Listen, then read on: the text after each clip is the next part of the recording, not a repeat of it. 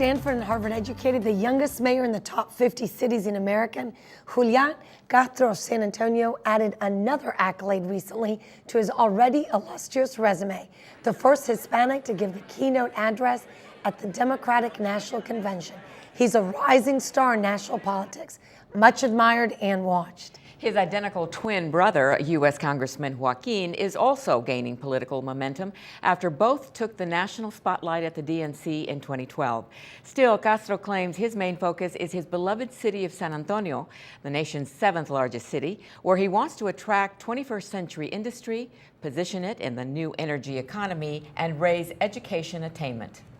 We visited with Mayor Castro recently, and the first question had to be, what is it like being the first Hispanic to address a national political convention? How did it feel to be the first Hispanic to give the keynote address at the Democratic National Convention? It was a real honor to get to give that speech. When I got the call asking if I would do it, I was, of course, very excited. It was also very nerve-wracking, as you can imagine, something that's that big. And there was a lot of preparation that went into it. So I was super happy to give it and very glad when it was over. But it was more meaningful as well to me, being the first Latino to give that speech. And so hopefully that contributed in a positive way to how people across the nation see the Hispanic community. I wanted to make sure that I told my story and the story of my grandmother, really an American dream story, to relate it to the experience that so many people from different backgrounds have had, and to demonstrate the positive contribution that Hispanics are making to the progress of the country.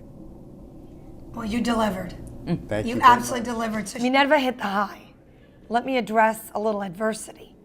Obviously, you succeeded at Stanford, at Harvard, then you come back to San Antonio, youngest city council member, then 2005, the mayoral election. Did not appear to work out as planned. Sure. Give us your thoughts a little bit on the low, so there's a little bit of learning for everyone. Yeah, I was 30 years old and trying to become the youngest elected mayor in the city's history. And of course, it was very disappointing when I lost. And it's like anything else when you lose in life. You feel terrible when it's something that you really want to accomplish. And I remember the day after I lost, what was ironic is that that whole race had been about youth versus experience. And I could take solace, though, in the fact that I was only 30 years old and that I knew that there would be another opportunity in the future. And so anytime you lose like that or you fail in life, you have to decide, are you going to pick yourself back up and really go after what you want, or are you going to give up? And so, happily, I decided to give it a go 4 years later, and the gentleman that won in that election did a great job as mayor. He was a very good mayor, and he set things up well so that I could have a successful tenure. So it did all work out, in the future. For the future. Your mother, Rosie, obviously was very politically involved with La Raza Unida, and you gave her praise at your keynote address. Is she still your sounding board after all these years? Yeah, she's definitely one of them. She, first of all, was just a wonderful mother. She was an amazing mother, and especially as a single parent after the age of 8. And as someone who was always able to balance the competition that exists between twins, for those parents who have had twins or siblings that are very close in age or just very competitive. It's not easy. And she was able to do that. So today, she's somebody that I trust absolutely and will always tell me when I'm wrong or when I need to go in a different direction and be honest. As y'all know, so many times in life, especially in politics, people tell you what you want to hear. And you have to be brought down to earth. And my mother serves that purpose. And also as the chief babysitter now, since my daughter Karina is her only grandchild. With regard to your mother, Rosie, I always carry a red pencil. So I may make some mistakes, but they need to be bold. Tell us about your mom and the red purse. Yeah, my mother grew up, went to Catholic school literally for 16 straight years, to Little Flower School in San Antonio, and then to Our Lady of the Lake. But she also grew up in the 1960s and then 70s, and she ran for city council when she was 23. She never won, but she always had, she always had a strong sense to her of what she thought was right. And so she had the red purse to symbolize women's pay equity. And I never knew that growing up. I only learned that later, but that's why she did it. Now, we only got to spend about 10 minutes with the mayor because he's wanted everywhere. And when he was on his visit to Houston very recently to address the Avance Incorporated organization, he was just he was so sweet, and he was so humble, and he was so smart. This gentleman has just done so many things in such a short life. What is he, 40? Not even 40? It seems The like. truth is, actually, He's he that would have top stayed 40 longer, under but he 40. did not realize that he needed to go back on stage to get an award.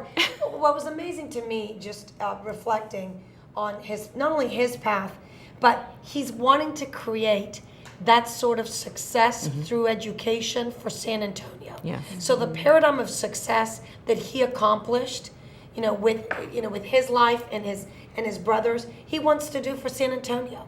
I think whether it's the Cafe College that he started in 2010, that basically does things that talks about admissions process, what you have to do in terms of financial aid, all of the questions that you want answered, instead of having to spend, an expensive consultant, he wants everyone to have access to that. To this education program and his pre-K program. Absolutely. Yeah. Which his little daughter, who's a toddler or about 5 years old, and who made such a splash at the DNC, if you'll remember. Yes. I mean, every camera was focused on this child because she was fixing her hair. Yeah, Remember that? Those cutaways? absolutely. But Yes. it's that pre-K program that he dreamed, that he basically went through, that went away and now has come back, and he's brought it back to the city. And now this is what we're talking about in the educational changes that we need to have as a result of the dropout rate and all of that, so the pre-K programs. But I had an opportunity to meet him when I had a consulting job in San Antonio. So I met him and his mom and his brother. So, I mean, they're incredible people, but what they got was from this feisty woman who really early on was very, very focused on education. When she had enrolled her children in a school that wasn't really helping them and looking at that they were not going to be long-term successful in education. She pulled them out. She pulled them out. He talked about that. Yes, He did talk about yes. that. And so that is part of the whole story, but this woman is just amazing because she was also looking at public policy and issues that were impacting the Hispanic community. I think overall also the fact that he is young, it does give hope and inspiration for Generation X, and it will probably motivate people to vote, to get out and try to make a difference some way, somehow, which And is Harvard important. educated, Stanford Yeah, educated.